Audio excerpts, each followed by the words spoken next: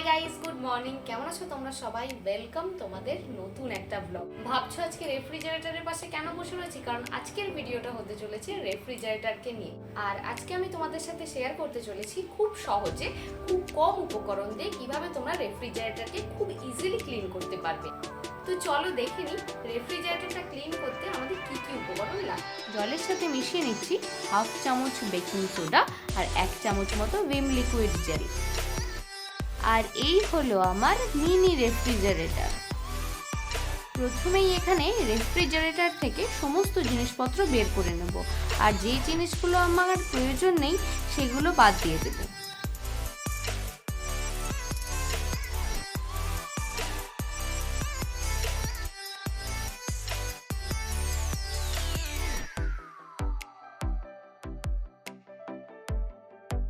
রেফ্রিজারেটরের এই ফ্রিজার পার্টটাকে আমরা এবার ডিফ্রস্ট করব। এই নবটা ঘুরিয়ে দিলেই ডিফ্রস্ট হওয়া শুরু হয়ে যাবে। এখানে ফ্রিজের র্যাকগুলোকে আমি বের করে নিচ্ছি। স্কচ ব্রাইটের মধ্যে একটু ভিম লিকুইড জেল নিয়ে ভালো করে ক্লিন করে নিচ্ছি।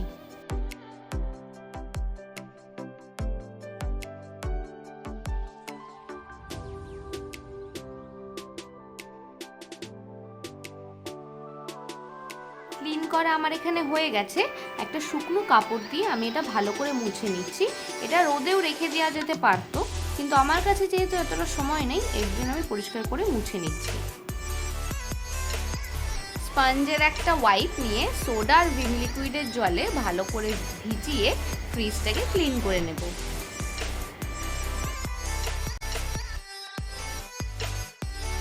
এই পার্টটাতে যেহেতু বিভিন্ন জলের বোতল, সসের বোতল ইত্যাদি থাকে, এই জন্য এই পার্টটা নোংরা হয়ও বেশি। এই জন্য খুব সুন্দর করে এই সাইডটা আমি ক্লিন করে নিচ্ছি।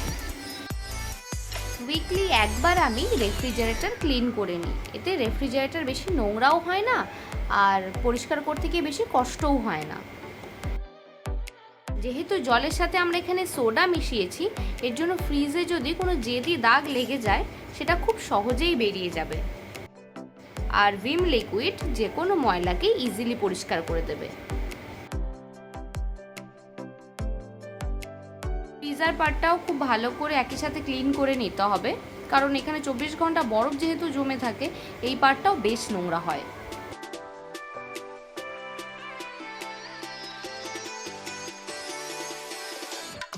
এর সাথে সাথে রেফ্রিজারেটরের যে আউটার পার্টগুলো আছে সেগুলোকেও কিন্তু খুব ভালো করে ক্লিন করে নেব।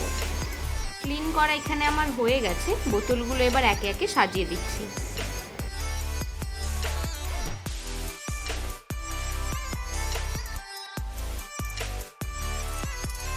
নবটাকে ঘুরিয়ে টেম্পারেচারটা আবার সেট করে দিলাম।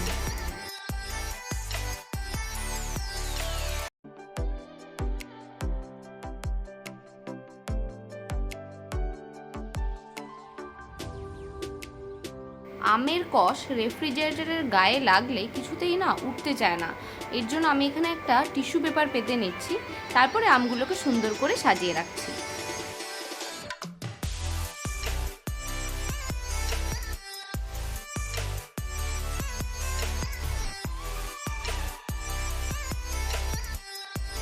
রেফ্রিজারেটর ক্লিন করা আমার এখানে একদম কমপ্লিট।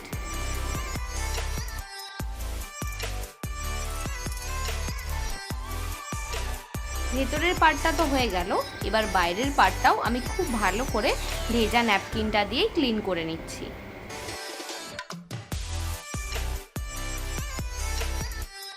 রেফ্রিজারেটরটা ক্লিন করা আমার হয়ে গেছে, খুব সহজেই ক্লিন হয়ে গেল, আর জিনিসপত্র এমন কিছু লাগলো না।